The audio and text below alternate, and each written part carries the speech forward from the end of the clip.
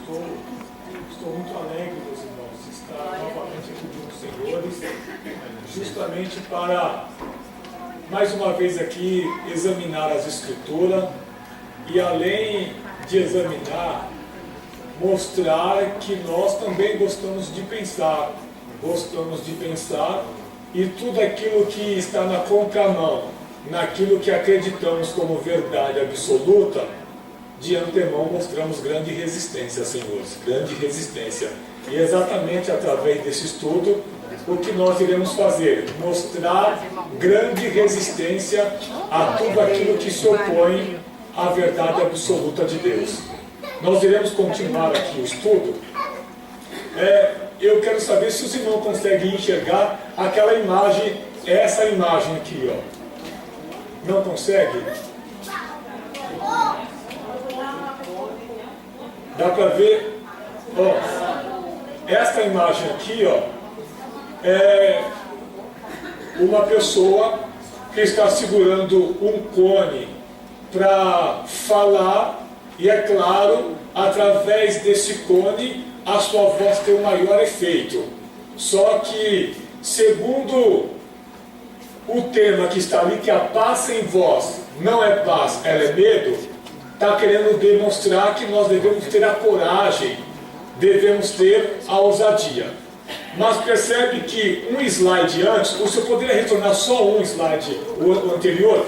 Citamos essa frase aqui, que é do Eduardo Galeano.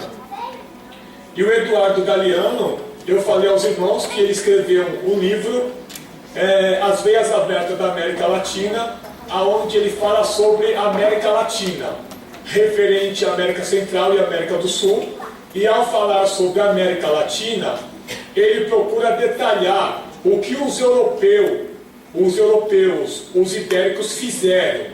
Eles dizimaram, eles mataram milhões e milhões de indígenas, de nativos daquela terra, somente em busca do ouro, em busca dos metais preciosos. Então, esta frase, temos guardado um silêncio bastante parecido com a estupidez. Eu falei aos irmãos que essa palavra estupidez, nós não podemos entender ela no termo ofensivo. Não podemos entender de forma ofensiva ou pejorativa, porque o contexto que nós estamos, que é um contexto de ensinamento, é um ambiente onde nós estamos sendo instruídos. Então temos que entender a palavra estupidez segundo o contexto que nós estamos. E segundo o contexto, fala sobre falta de entendimento, falta de juízo, falta de compreensão. Então, quando o Eduardo Galeano fala, temos guardado um silêncio parecido à estupidez, ele está querendo dizer que está faltando entendimento em nossa vida, está faltando a compreensão, está faltando juízo, e nós estamos guardando o silêncio, e quem observa o erro e não denuncia aquele erro, na realidade ele acaba consentindo com aquele erro. Então o ato de consentir é o ato de contemplar o erro, e você pode ajudar, você pode denunciar, mas o ato de resistir, não mostrar nenhuma insatisfação, nenhuma falta de resistência, nós estamos consentindo. Então, quando lança esta frase, é justamente para despertar em nós um senso crítico, é para despertar em nós aquele sentimento, igual Martin Luther King mostrou em seu período quando ele estava sendo perseguido, querendo mostrar que ele era contra o erro, contra o racismo, ele era contra a segregação, e ele estava denunciando. Nós iremos ver isso com mais detalhe nos próximos slides. Eu quero até pedir um favor aos irmãos, se eu estiver indo muito rápido, ou se eu estiver falando sobre algo que não é do conhecimento dos irmãos, mas que ficou complicado, pode levantar a mão, que eu vou puxar o freio, vou retornar, porque a minha intenção é que todos compreendam, todos venham entender e venham assimilar perfeitamente. Então, já podemos ir para o próximo slide. Podemos? Então, passa o outro, meu irmão. Olha esse. Esse slide aqui, nós estamos falando sobre o continente asiático. Não, o continente africano, desculpa. Aonde tem aqui a Líbia, a Tunísia, o Egito. Então, percebe que na Tunísia, eles se apresentam: eu quero os meus direitos. Quando chega aqui na Líbia, eu quero liberdade. Quando chega no Egito, eu quero a democracia. E de uma forma bem irônica, quando chega no Brasil, eles lançam isso: eu quero tchu e eu quero tchá. Então percebe que aqui está se referindo exatamente à satisfação. Queremos a satisfação instantânea, queremos a realização do momento. Então percebe que há um grande perigo em querer a satisfação do momento. Há um grande perigo em não refletir antes de agir. Há um grande perigo em não tomar para si a ideia ou o entendimento de que somos um cidadão, ou cidadãos, onde temos direitos e deveres. Então, se você quer a realização do momento, e você é capaz de fazer qualquer coisa para que a realização ou as realizações aconteçam, ainda que possível, você venha se envolver com negócios alheios, mas que você tenha satisfação, saiba de uma coisa: você está comprometendo o seu futuro. O ato de se envolver em negócios alheios, em negócios diversos, somente para ter a satisfação do momento, nós estamos abrindo mão do nosso futuro. E quem abrir mão do seu futuro, pensando somente no seu presente, ele está vivendo uma vida de aventura. E mesmo assim está vivendo errado, senhores. E mesmo assim está vivendo errado. Então eu mostro esta imagem, que podemos fazer aqui nela uma crítica política sobre esta imagem. Mas percebe que a intenção de mostrar esta imagem é mostrar que nós temos que ir em busca daquilo que é de direito. Percebe que a Tunísia, o Egito e a Líbia, eles estão indo em busca daquilo que é de direito. E nós temos que ir em busca daquilo que é de direito. Nós temos que ir em busca naquilo que não gera satisfação somente para mim. Nós temos que se unir e ir em busca naquilo que gera satisfação em seu todo. Temos que ir em busca para que possa gerar satisfação em seu todo, no grupo, de forma generalizada.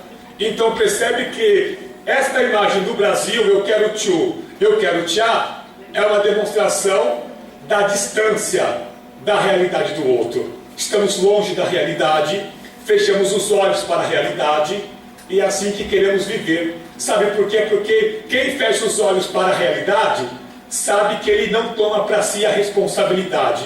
Fechou os olhos para a realidade, ele não toma para si a responsabilidade. Tem um filme do José Saramago, que é o Ensaio sobre a Cegueira. Eu não sei se eu comentei aqui na terça anterior. Não? Então, é um filme bom. Eu gostei muito desse filme, principalmente da mensagem que o José Saramago quer transmitir, querendo dizer o que seria se todos ficassem cegos. Aí estava acontecendo uma epidemia, todos estavam ficando cegos, e os que ficaram cegos de início ficaram reservados em um lugar, e justamente nesse lugar isolado, que dá-se o nome de quarentena, todos os que iam ficando cegos no decorrer do dia, ia tudo para aquela quarentena, e de repente uma das mulheres viu que o esposo dela ficou cego e foi para essa quarentena. Ela resolveu ir também, só que ela não estava cega, ela enxergava perfeitamente. Quando ela chegou nessa quarentena, só ela enxergava, e foi chegando diversas pessoas cegas que foram infectadas pelo vírus, e de repente foram chegando diversos, e os militares chegavam de mês em mês e colocavam cesta básica. Eles colocavam a cesta básica com as máscaras, colocava a cesta básica, saía correndo e dava o sinal para eles irem buscar. E de repente, quando eles começaram a pegar a cesta básica, aquele grupo que estavam todos cegos, percebe que tudo estava em comum. Todos eram cegos, tudo em comum. E mesmo tendo tudo em comum, os grupos se dividiram. E essa divisão de grupo, uns passaram a ter domínio da cesta básica, que era sempre o alimento do dia seguinte. E o outro grupo não teve acesso. Então, aquele grupo que passou a ter acesso à cesta básica e passou a bloquear, dizendo: é nossa, se você quiser a cesta básica, você tem que dar tudo que é de valor. E começaram a dar relógio, dar ouro, dar aliança, brincos, até que chegou um momento que tudo acabou.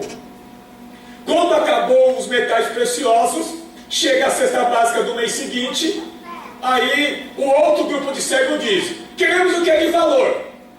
Aí os outros que falaram assim: nós não temos mais nada de valor, então nós queremos que vocês apresentem as suas mulheres para nós. Só o fato de dizer apresentar as suas mulheres, já imaginamos o que eles realmente queriam. E de repente aquela mulher que enxergava, ela poderia ser a líder de tudo, mas não foi. De repente o esposo dela diz para ela: que horas são? Ela pega o relógio, olha e começa a chorar desesperada. Ela estava desesperada. E o esposo dela fala: por que você está chorando? Ela: porque o meu relógio parou. Então você está chorando porque o seu relógio parou? É, o meu relógio parou. E ela dá um grito desumano. Então, ao apresentar aquele grito desumano, José Saramago quer mostrar, naquela mensagem do filme e também do livro, que aquela mulher diz: vocês estão cegos. Pelo fato de vocês estar cegos, vocês estão apenas sentindo. Vocês sentem. Pior, eu que estou sofrendo, sabe por quê? Além de sentir, eu estou enxergando. E só o fato de enxergar eu tomo para mim a responsabilidade. Gostaria eu de ser cega. Olha só, por que gostaria eu de ser cega? Para não tomar para si a responsabilidade. Então percebe o que a ignorância faz? Percebe o que a falta de entendimento faz? O que a falta de conhecimento faz? Faz você abrir mão da responsabilidade. E quem abre mão da responsabilidade, a realidade é essa: não consegue dar sentido à sua vida. Não consegue dar sentido. Por quê? Estamos abrindo mão da responsabilidade que pode nos conduzir a uma fase extraordinária. Pode nos conduzir a um outro lado da vida com Cristo de uma forma maravilhosa. Então quem não quer enxergar é aquele que abre mão do conhecimento. Por isso que a sociedade que vivemos, eles não querem ter o conhecimento, eles não querem enxergar a realidade. Sabe o que eles querem? Eles querem tchu, eles querem tchá. Eles querem a satisfação do momento, eles querem a realização do momento. Eles não querem catalogar a sua vida, eles não querem viver uma vida organizada, eles não querem viver uma vida com seriedade, eles não querem sentir o peso da responsabilidade e lutar para que o benefício não seja só para ele, mas que o benefício seja para todos de forma em comum. Então, você quer a realização do momento, e para ter a realização do momento, você é capaz de fazer qualquer coisa? É isso que você quer? Então saiba de uma coisa: você pode até conseguir ter a realização, mas uma coisa certa, ou fato, irá acontecer: você está abrindo mão do seu futuro. Você está abrindo mão do que pode acontecer futuramente. Queremos viver uma vida chula? Queremos viver uma vida afrouxada, frouxa? Podemos viver? Podemos. Mas vivemos sem sentir o peso da responsabilidade. Vivemos sem tomar a responsabilidade para si. E quem vive assim, ele ainda não conhece o valor máximo da vida. Não conhece. O ato de viver assim é o maior significado de que a pessoa não conhece o valor máximo da vida. E além de não conhecer o valor máximo da vida, mesmo com as suas poucas forças, ele não consegue dar sentido à vida. Ele não consegue entender o que é dar sentido à vida ou como fazer que a vida tenha sentido. Por quê? Vive uma vida irresponsável, vive uma vida sem entendimento, sem conhecimento, é tudo limitado, está completamente alienado, só consegue enxergar a satisfação de si mesmo. Então, esta mensagem é tendenciosa. Eu apenas apresentei ela para dizer que nós podemos lutar, nós podemos ir em busca dos nossos direitos, nós podemos dizer queremos democracia, sendo que essa intenção de democracia no Egito não foi só para esse rapaz que é apresentado, foi para que todos pudessem desfrutar da democracia. Nós, como corpo de Cristo, se for para lutar, sendo que é isso que devemos fazer, não lute só por você. Não queira fazer que as realizações se centralizem em você. Vamos unificar, vamos tornar única nossas forças, nossas intenções, para que todos possam provar do mesmo banquete, senhores. É assim que devemos viver. Então, satisfação do momento, satisfação instantânea, queremos, todos querem, independente de que forma seja, nós iremos conquistar.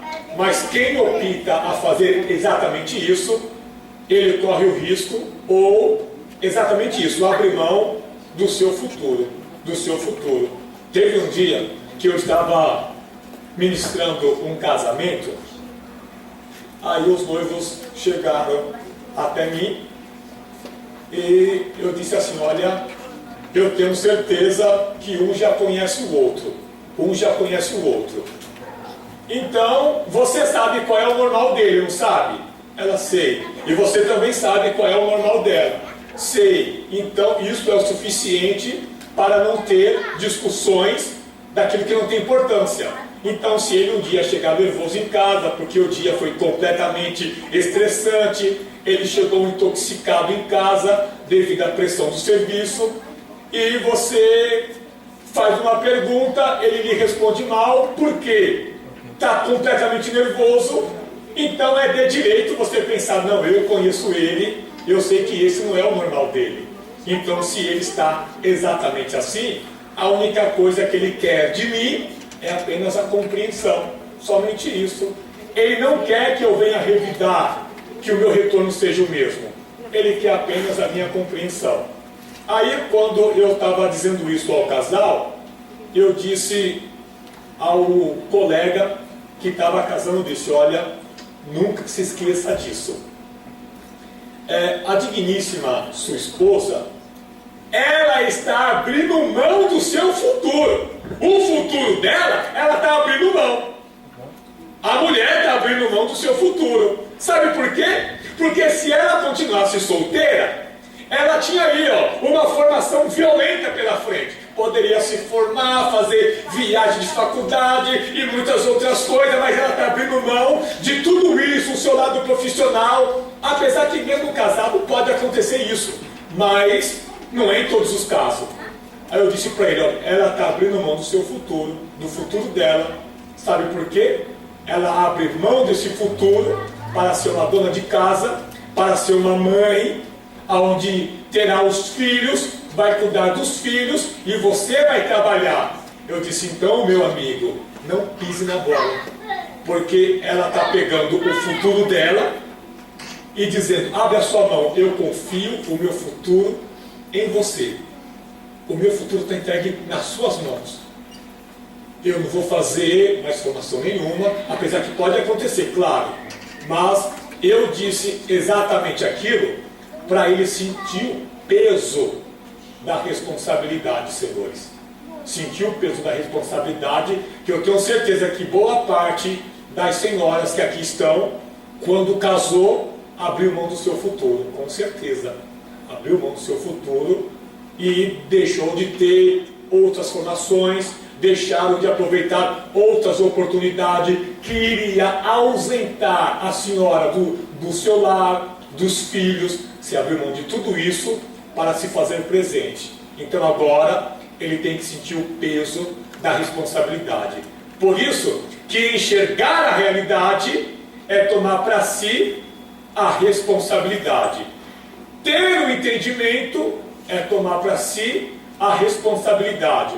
O ato do saber também é tomar para si a responsabilidade. Por isso que todos vocês estão sendo afunilados nesse momento. Não por mim, mas pelo próprio Deus. Estamos sendo afunilados, senhores. Sabe por quê? Porque conhecemos, somos ensinados, somos sabidos, e isso é o suficiente, irmão, para que venhamos tomar para nós o peso da responsabilidade. O próximo, meu irmão. Olha, esta frase aqui do digníssimo Martin Luther King é maravilhosa. Olha esta frase citada em um dos seus sermões. Não há nada mais trágico neste mundo do que saber o que é certo e não fazê-lo. Olha só, não há nada mais trágico neste mundo do que saber o que é certo e não fazê-lo. Não posso ficar no meio de todas essas maldades sem tomar uma atitude. Percebe que é isso que nós devemos sentir, a náusea do erro. Apesar que eu não estou dizendo que você é inerrante ou que eu sou inerrante. O ato de nós sabermos que nós erramos é uma coisa. Agora, outra coisa é ter prazer em praticar o erro. É esse prazer de praticar que devemos ter náusea. É esse prazer em concordar, em consentir, é que devemos resistir. Martin Luther King, ele foi excelente nessa frase, querendo dizer que não há nada mais trágico neste mundo do que saber o que é certo e não fazer. Eu não posso ficar no meio de todas essas maldades sem fazer nada. Esse é o maior significado da pessoa que enxerga a realidade e toma para si a responsabilidade, meus senhores. Então isso é essencial. Se quisermos dar sentido à vida, se quisermos mostrar que na nossa vida existe realmente a essência, temos que sentir o peso da responsabilidade. E temos que entender que a realidade é esta.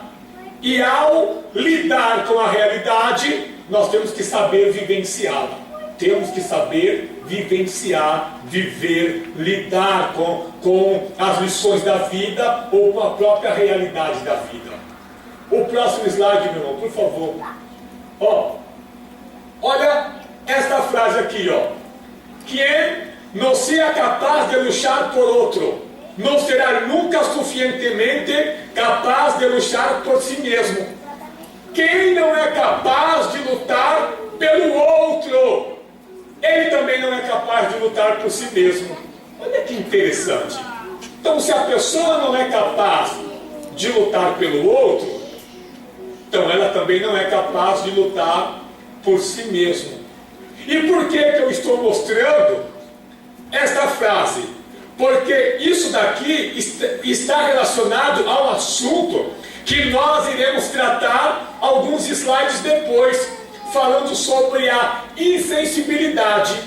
O que nós mais mostramos, a intensidade maior é a nossa insensibilidade. Somos insensíveis, completamente insensíveis. E essa nossa insensibilidade, ela é totalmente social, senhores. Então, quem não luta por você, quem não luta pelo outro, quem não consegue mostrar esse sentimento pelo outro, ele também não luta por si mesmo. Então isso é importante saber para que nós venhamos aprender a se socializar. E essa socialização, entre essa socialização, ter uma das partes principais, que é a sensibilidade. Vamos lutar pelo outro, vamos unir as nossas forças, que é aquele slide anterior que eu mostrei. O bem, o benefício, a vantagem, a realização, a satisfação, ao lutar pelo outro, quando explode, é distribuída a todos, de forma incomum. E nós precisamos entender, irmão, que nós, eu não sei se eu cheguei a comentar isso na terça anterior, o individualismo, esse egoísmo, eu procuro dizer que é um pecado traiçoeiro. Ele é tão traiçoeiro porque ele consegue se esconder atrás de uma falsa decência, de uma falsa moral, de uma falsa ordem. Ele consegue se esconder. Então, através desse estudo, sabe o que vai acontecer? Nós iremos conhecer a nós mesmos, senhores. Iremos conhecer a nós mesmos, e ao conhecer a nós mesmos, iremos fazer um olhar voltado à introspectiva. Iremos olhar para dentro de nós e iremos perceber que nós somos pecadores, que nós somos falhos, que nós somos errantes, e esses nossos erros são repetitivos, e ainda temos a pachorra, a paciência de convencer a nós mesmos que ainda estamos certos. Esse é o maior absurdo que cometemos. Cometemos erros repetitivos e ainda convencemos, na maioria das vezes, que estamos certos. Então, o maior prazer ou a bênção do povo é totalmente viver uma vida de senso comum, que eu irei explicar isso mais detalhado depois sobre o senso comum. O próximo, senhor, por favor. Olha, esta frase é do pastor Fred. Ele é contemporâneo de Luther King. Ele viveu na mesma época com o pastor Martin Luther King, teve os seus encontros juntamente com o pastor Martin Luther King. Olha a frase que ele apresentou, meus irmãos. Olha que frase poderosa que traz efeito. Não fui salvo para correr. Então, se Luther King afirma: não há nada mais trágico neste mundo do que saber o que é certo e não fazê-lo, não posso ficar no meio de todas essas maldades sem tomar nenhuma atitude. O pastor Fred, ele complementa: é isso mesmo, Luther King, porque nós não fomos salvos para correr. Então percebe que a todo momento nós temos que ser a favor da verdade. A todo momento nós temos que entender que a responsabilidade ela é válida. Ela traz uma essência, ela consegue caracterizar o ser, o indivíduo, consegue caracterizar a própria verdade ou a responsabilidade, ela consegue caracterizar o indivíduo. Por isso que esse ato, não fui salvo para correr, é justamente para dar continuidade naquela exposição de Martin Luther King, querendo dizer que somos a favor da verdade, somos contra a desigualdade, queremos fragmentar o segregacionismo, que era o que acontecia no período de Luther King, onde os brancos perseguiam os negros em um grupo segregacionista. Então, é exatamente esse ato de coragem, esse ato de ousadia, esse ato de tomar a responsabilidade é que devemos ter, senhores. Exatamente isso. O próximo slide, meu irmão, por favor. Essa imagem é uma imagem de protesto, senhores. Então mostra liberdade de expressão no Brasil. Podem me reprimir, até me matar para me calar, mas saibam que as ideias são a prova de bala. Por que eu peguei justamente esta imagem? Que as ideias são prova de bala. O ato do pensar, o ato do conhecer. A partir do momento que a pessoa conhece, isto eu considero como uma riqueza que não consegue se corromper. Ou seja, deixa eu explicar melhor. Essa riqueza do conhecimento, a traça e o ferrugem não pode atingir. Não pode. Então, por isso que é importantíssimo nós termos o conhecimento. É importantíssimo nós chegarmos a pensar, a refletir, a examinar. Porque é justamente isso que vai oxigenar o nosso entendimento. É exatamente isso que vai enraizar a nossa fé. O ato do ouvir a palavra de Deus é também o ato do conhecer. Porque João, escreveu no Evangelho, dizendo que nós conhecemos a Deus a partir do momento que examinamos as Escrituras. Examinais as Escrituras, porque nela há a vida eterna, e é exatamente as Escrituras que testifica de mim. Percebe? Que a motivação para conhecer nós temos, a oportunidade para conhecer nós também temos. Nós vivemos em um período onde há diversas Bíblias, onde há diversos livros. Então temos a liberdade para conhecer, para pesquisar, para examinar. Então, em meio a essa riqueza de conhecimento que é apresentado para nós somos um dos povos aonde lemos menos, estudamos menos, porque queremos tudo engessado, queremos tudo pronto, queremos tudo mastigado. Nós não queremos ter aquele momento aplicado para conhecer, para examinar. Queremos tudo engessado. Então, se nós queremos tudo engessado, estamos correndo grande risco de viver uma vida de fantasia, de viver uma vida de utopia, de viver uma vida onde irá nos conduzir a uma ilusão. Sabe por quê? Porque não queremos examinar nada. Não queremos dormir menos. Vamos dizer, dormir menos. Eu estou lembrado de um professor meu, onde eu estava trabalhando e estudando. O professor passou um livro de história da Idade Média para mim estar lendo. Aí eu estava conversando com o professor e o professor disse: Anderson, sabe o que você precisa aprender? Eu falei: o que, mestre? A dormir menos. Você tem que aprender a dormir menos e estudar mais. Se você quer conhecer, então você tem que mostrar o seu tudo. Você não está interessado? Você não quer ter habilidade, você não quer ter raiz, você não quer ter tudo isso? Você não quer ser uma pessoa estruturada? Então aprenda a renunciar.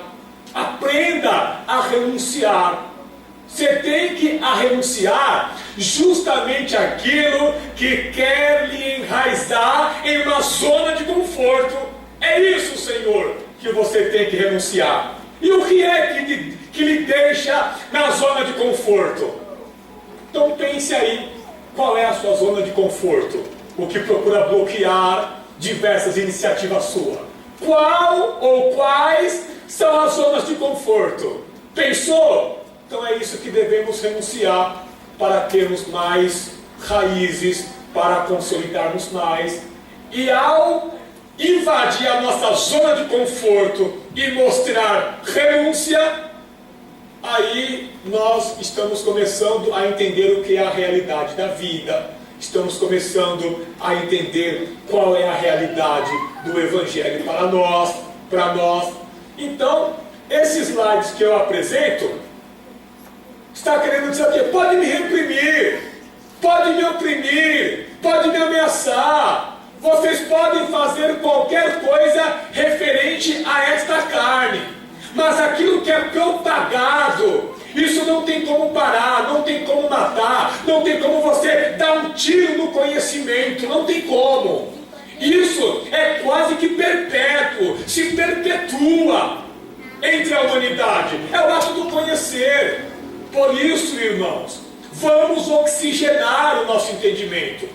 Vamos alimentar esta área do entendimento e mostrar que nós gostamos de pensar, gostamos de examinar, gostamos de catalogar, gostamos de filtrar tudo aquilo que é apresentado para nós.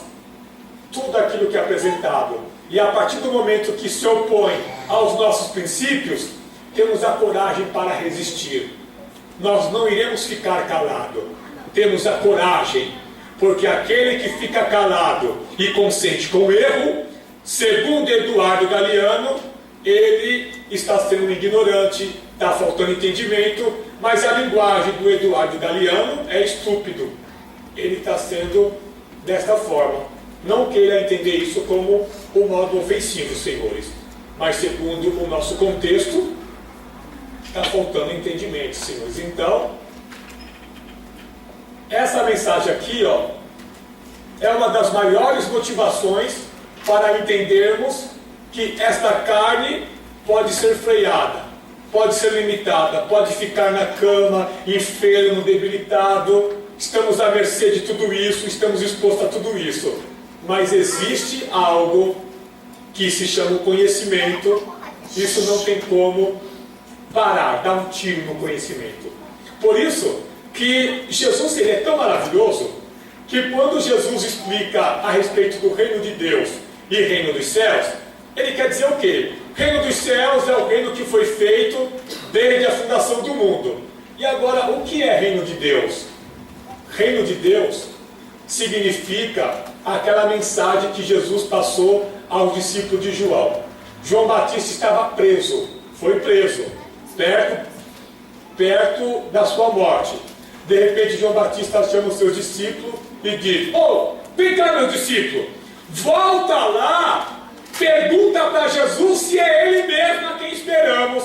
Olha só, João Batista batizou Jesus, ele contemplou tudo aquilo que aconteceu, da pomba, a voz, esse é o meu filho amado, e agora que está preso, Jesus chama os seus discípulos, João chama os seus discípulos e diz: pergunta para ele se é Ele mesmo a quem esperamos.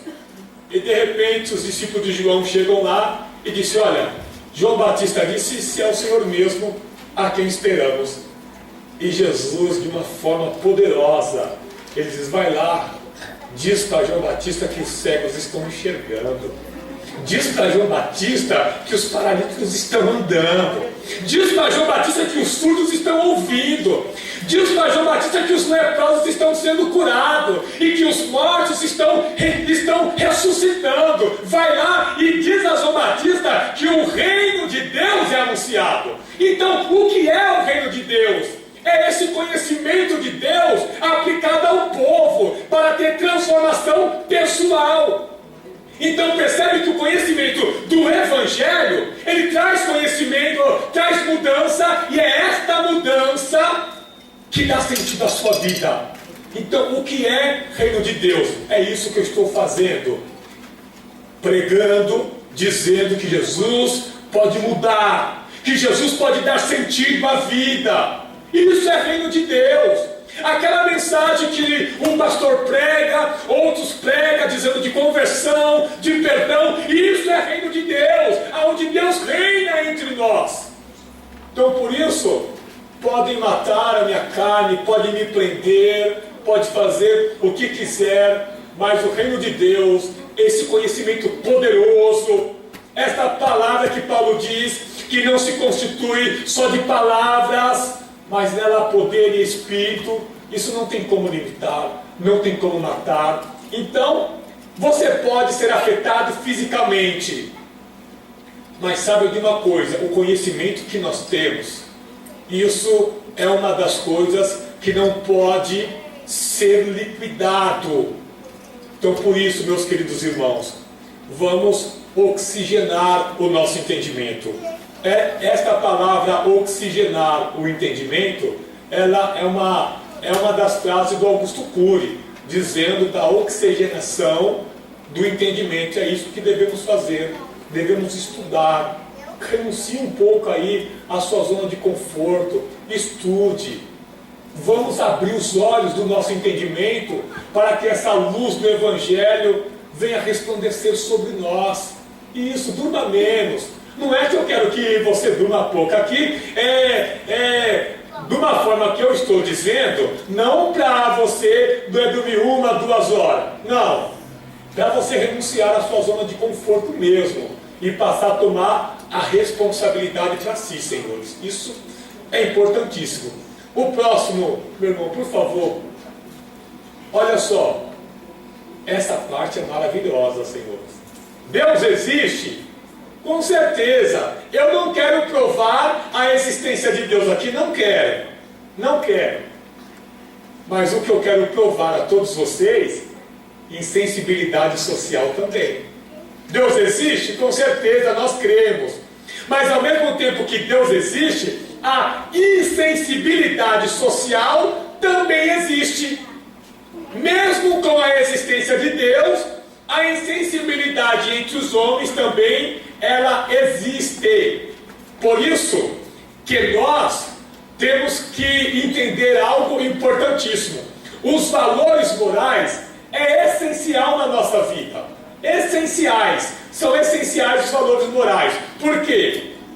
É através dos valores morais que a insensibilidade social vai ser combatida. Nós iremos combater, iremos para o embate da insensibilidade a partir do momento que tivermos o valor. Eu vou dizer aqui uma frase aqui, olha, toda vez que eu penso nela, eu sinto o peso dos meus erros, sinto o peso do meu pecado, sinto mesmo, e a frase é a seguinte: se você é insensível com a vida do outro, se não há insensibilidade em você com o outro, eu não consigo enxergar Deus na sua vida, não consigo. Pelo fato eu não conseguir, os demais também não irão conseguir enxergar Deus na sua vida. Por quê? Estamos sendo insensíveis com a causa do outro. Estamos sendo completamente insensíveis. E aonde há insensibilidade, aonde haverá a demonstração do amor de Deus? Onde está o amor de Deus? Aonde está Cristo? Aonde está a atuação do Espírito Santo? Se somos totalmente insensíveis. O próximo, por favor, o próximo slide. Olha só. Esta imagem é uma imagem de insensibilidade social e uma imagem de negligência política. Os irmãos estão conseguindo enxergar? Ó, aqui são diversas pessoas. Eu estou indo muito rápido, senhores. Certeza, né? Ó, agora os irmãos estão enxergando?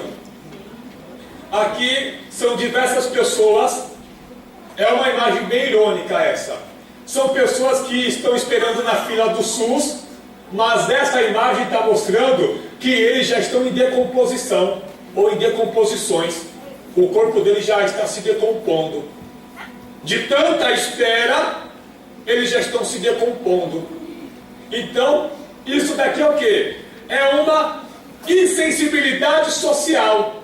E além de ser uma insensibilidade social, também passa a ser uma negligência política. Então, isso é interessante que nós estamos preocupados com a nossa realidade e não com a realidade do outro. E a partir do momento que você se preocupa somente com a sua realidade e não com a realidade do outro, nós estamos mostrando a parte da insensibilidade.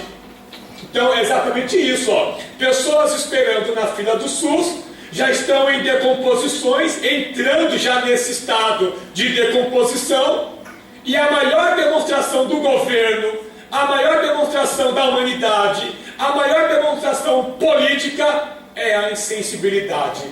Sabe o que nós fazemos? Partimos para uma outra opção: hospital particular, a privatização. Percebe que quando não dá certo no público, partimos para o privado. Percebe como o povo, ele é? Podemos se unir e produzir um peso. E ao produzir esse peso, melhores educação, queremos melhores educação, queremos excelentes profissionais na área da saúde, mas ao invés de nós exigirmos isso, nós se fragmentamos. Ao se fragmentar, procuramos a nossa realidade e buscamos algo privado. Aí, a cada momento isso vai acontecendo, a força do povo vai sendo fragmentada, se desfazendo. Aí, quando menos percebe, o mal já foi produzido, a insensibilidade já está completamente enraizada, e aqueles que não têm as mesmas condições sofrem o dano. Então, todos nós somos insensíveis. Permita-me generalizar a humanidade no seu todo, mas incluindo nós, que estamos aqui cristãos, nós também somos insensíveis. E é esta minha insensibilidade, é esta sua ou tua insensibilidade que faz o nosso próximo se sentir mal, se sentir excluído, porque somos insensíveis, queremos a nossa realidade. Teve um dia que eu estava trabalhando em uma empresa terceirizada, em uma empresa de papelaria, né? Aí chegou um senhor que ele caiu, eu cheguei a comentar isso aqui na terça anterior. Desculpe eu fazer esse tipo de pergunta, é porque às vezes eu comento e eu acabo me esquecendo e comento novamente. Então, se eu fizer esse tipo de pergunta sobre esses exemplos para enriquecer o contexto da mensagem, não leve a mal, senhores. A minha intenção é enriquecer mesmo o contexto da mensagem. Aí, um senhor de idade, ele chegou todo torto no serviço, porque caiu. Eu acho que ele foi arrumar antena, não sei, caiu da escada. Ele já era um senhor de idade, motorista, se machucou todo. Quando ele chegou no serviço na segunda-feira, o grupo de motorista já começou a zombar, e dando risada. E um entre os motoristas foi de balcão em balcão na expedição, que eu era um dos conferentes na época. Foi no primeiro balcão, você viu tal, que motorista caiu e se machucou, e fazendo o momento da comédia, do riso. Quando chegou em mim, senhores, eu acho que foi a pior coisa ter chegado em mim. Quando ele chegou em mim, disse, que você viu lá, tal motorista que caiu, e dando risada. Aí eu disse, mas aonde você conseguiu encontrar graça disso? Você sabe qual é o maior estágio da ignorância humana? Ele qual? É isso daí. Você pegar a vergonha e a dor do outro e apresentar aos demais como um momento do riso. Esse é o maior estágio da ignorância humana, sabe por quê? Porque ele está sentindo dor. É um momento de vergonha, de constrangimento para ele. E olha como nós estamos lidando com a realidade do outro. Olha a insensibilidade gritante que nós estamos mostrando. É um momento de vergonha dele. É um momento de dor. Ele não está precisando de zombaria. Ele não quer ser exposto à vergonha. Sabe o que ele quer? Ajuda. Será que ele tem dinheiro para comprar os antibióticos? Será que ele tem algum tipo de companhia, ou você que tem um carro para levar no hospital para receber um tratamento? Não queremos nem saber. Queremos apenas dar risada, fazer do momento do riso. Aí, para mim ser um pouco mais rígido, eu disse, sabe o que acontece? O Senhor está mostrando que o Senhor alcançou o seu estágio da ignorância. O Senhor alcançou o teto, mas da ignorância. Você alcançou a parte máxima, porque você não quis entender a realidade dele. Agora, sabe de uma coisa? Quando o seu papai cair, quando a sua mamãe cair, você vem aqui e conta para todos nós darmos risada também. Vamos combinar isso? Isso. Quando algum deles cair, que acredito que tem a mesma idade que o Senhor, você vem e conta que aí eu vou querer dar risada. Vou querer dar risada. E como que fica agora? Aí ele foi, ficou quieto e me chamou de ignorante. Eu falei que ele entender como o Senhor quiser. Entenda como o Senhor quiser. Então, percebe como nós estamos longe da realidade do outro? Momento de dor, momento de vergonha, e estamos apresentando como o momento do riso. Isso é insensibilidade. Isso é insensibilidade social. E isso daí é tão gritante que nós não percebemos. Nós não percebemos. Mas por que nós praticamos isso? Porque a todo momento nós estamos comprando ideia. Nós gostamos de comprar ideia. E o ato de comprar as ideias formada, compramos todas essas ideias, aplicamos na nossa vida e temos ela como um hábito natural, como um dos hábitos para que venhamos socializar, para sermos aceitos em algum grupo. Tenho que ser engraçado, e para ser engraçado eu tenho que expor alguém à vergonha. Então isso é insensibilidade, Senhor, porque nós estamos pegando a vergonha do outro, a dor do outro, o constrangimento do outro, e estamos apresentando a uma outra pessoa como o momento do riso. O momento do riso. Tem um historiador chamado Leandro Carnal, e esse historiador, ele estava lá fazendo uma palestra no Café Filosófico sobre o ódio no Brasil. O ódio no Brasil. E ao dizer isso sobre o ódio no Brasil, teve uma parte que ele diz assim: nós não conseguimos encontrar o ódio em nós. Sabe aonde está o ódio? É sempre no outro. O ódio está sempre no outro, o perturbado é sempre o outro, o endemoniado é sempre o outro, o carnudo é sempre o outro, e varia os nomes pejorativos. Ué, é sempre o outro? E ele quis dizer isso: o ódio nunca está em nós, o ódio sempre está no outro. Percebe que como nós somos centralizador, somos completamente bairrista. O ato de ser bairrista é defender aquilo que é somente do nosso interesse. E nós somos assim. E isso, meus irmãos, eu considero como uma vida ridícula. Permita-me expor esse termo, mas acredito que necessário. Estamos vivendo uma vida ridícula. Por quê? Estamos sendo insensíveis e não temos a noção que é uma insensibilidade. Estamos expondo a vergonha do outro e não percebemos que só estamos enxergando a nossa realidade e não a realidade dele.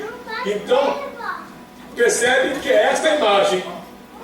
A sociedade não vê a realidade de ninguém, o governo fecha os olhos à realidade, a própria política também fecha os olhos à realidade. É cada um defendendo os seus interesses. É como Aristóteles disse a respeito da democracia, que este é um sistema tão corrupto que cada um defende os seus interesses. É assim, queremos defender os nossos interesses. Mas esta formação que nós temos de insensibilidade, esta formação que nós temos de fechar os olhos à realidade do outro, sabe quem produziu isso? É o sistema perverso que nós vivemos. O sistema perverso que nós vivemos formou exatamente isso. E é justamente esse sistema perverso que a Bíblia denuncia. É justamente esse sistema perverso que a Bíblia condena, que a Bíblia se opõe, quando Paulo, com grande destaque, diz: não vos conformeis com esse mundo, não vos conformeis com esse sistema, não vos conformeis. Não podemos permitir que esse sistema perverso que vivemos venha reger a nossa vida. Não podemos. Não podemos permitir que esse sistema perverso venha alterar as nossas programações, venha alterar o sentido da nossa vida. Não podemos permitir que esse sistema perverso venha nos engessar e nos manipular e responder por nós quando é o momento de nós darmos o grito. Sabe o que Chico Buarque diz em uma das suas músicas, que é o Cálice? Essa é uma música de Chico Buarque, o Cálice, que foi justamente no período da ditadura. Tem um momento que Chico Buarque diz: quero lançar um grito desumano, pois é uma maneira de ser escutado. Esse silêncio todo me atordoa, atordoado eu permaneço atento, na arquibancada a qualquer momento, ver emergir o monstro da lagoa. Mas a parte principal que eu quero destacar é quando Chico Buarque diz: quero lançar um grito desumano, pois é uma maneira de ser escutado. Este é o grito que devemos dar. é aquele grito que não é normal. É um grito que é capaz de despertar. É um grito que é capaz do outro ouvir e entender qual é a realidade que estamos vivendo.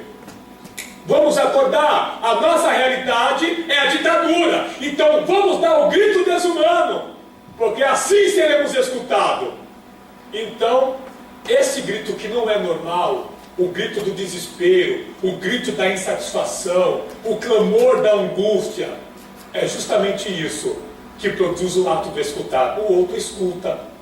Por quê? Algo está sendo produzido e é justamente um algo que não é normal. E é isso que não é normal que faz o outro escutar. Então isso é interessante nós refletirmos sobre isso. O próximo, meu irmão, por favor. É até às 9h30, né, pastor? Tá? Ó. Esta frase. O egoísmo gera insensibilidade social. O ato de ser egoísta, ele gera insensibilidade social. Eu tenho um livro em casa que eu cito ele também nessa biografia, que é do John R. Neal. E ele escreve um livro que tem por nome O Paradoxo do Sucesso. E nesse livro, O Paradoxo do Sucesso, ele começa a contar a sua biografia, conta a sua história de empresário. E ele chega uma parte que ele explica: eu queria faturar tanto que eu cheguei a uma conclusão que eu deveria trabalhar mais para faturar mais. Sabe de uma coisa? Como o meu escritório é grande, eu vou fazer o meu dormitório no meu escritório. Então, neste momento, ele renuncia à satisfação com a família e passa mais tempo no escritório, dorme mais tarde, acorda mais cedo, já está no escritório. Ele começou a lucrar muito, a sua empresa foi bem sucedida. Chegou o momento que ele faz o grito desumano. E qual foi o grito desumano dele?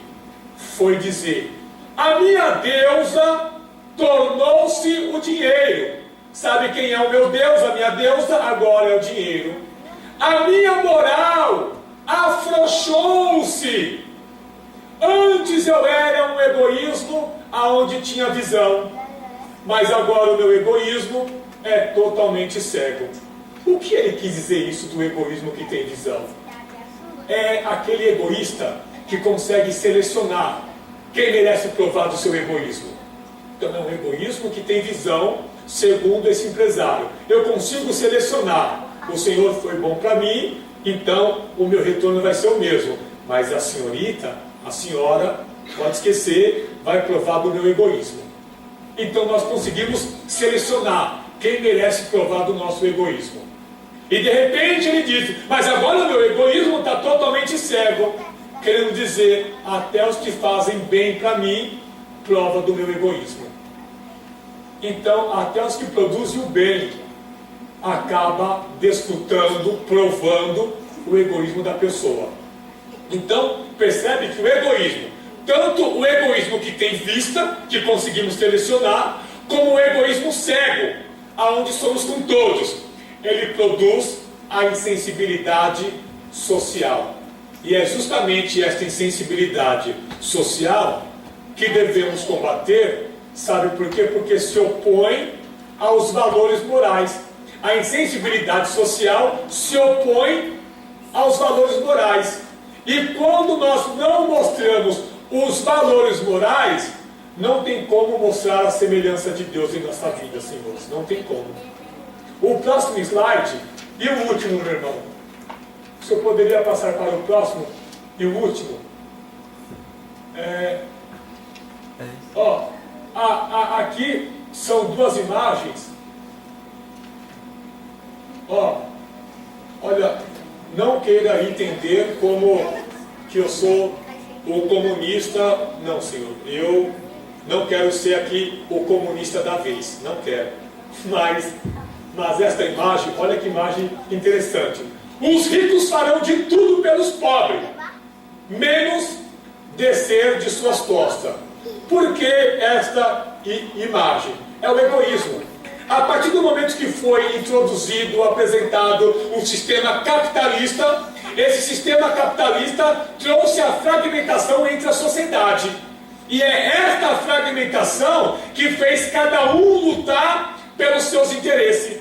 Tem uma filósofa contemporânea, que é a Maria Lúcia Arruda-Aranha. Eu cito também o livro dela. O nome dela é Maria Lúcia Arruda-Aranha. Ela escreveu um livro, Temas da Filosofia. E nesse Temas da Filosofia, ela cita uma frase dizendo que a sociedade está em crise. E esta crise da sociedade se refere ao seu egoísmo, à sua moral que petrificou. Então, a nossa moral, o nosso sentimento tornou-se pedra. E esta pedra, que é o nosso sentimento, que se tornou no decorrer do tempo, ela fez que nós venhamos se dividir. E essa divisão da sociedade trouxe a crise. Então percebe que quanto mais somos egoístas, mais os nossos sentimentos se petrificam. Quanto mais somos egoístas, individualistas, exclusivistas, mais os sentimentos se petrificam. Nós estamos vendo diversos tipos de acidente,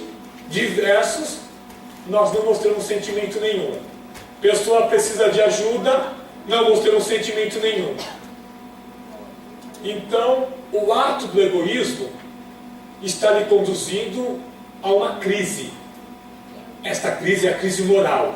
Por que crise moral? Porque o seu lado moral está tornando-se pedra. E a partir do momento que petrifica, você se torna um centralizador. Você só vê os seus interesses e o centraliza somente em você, as suas intenções somente em você. Está petrificando os seus sentimentos.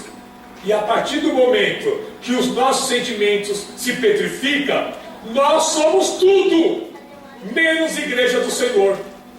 Menos isso.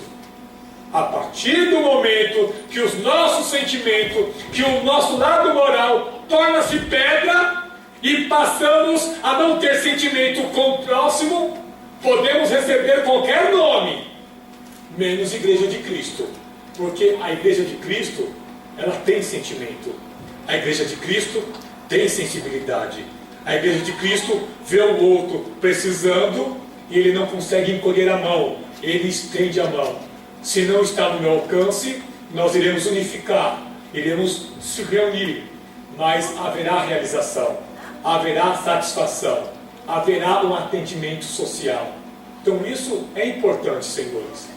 Então, finalizo aqui e que nós venhamos refletir no decorrer dessa semana.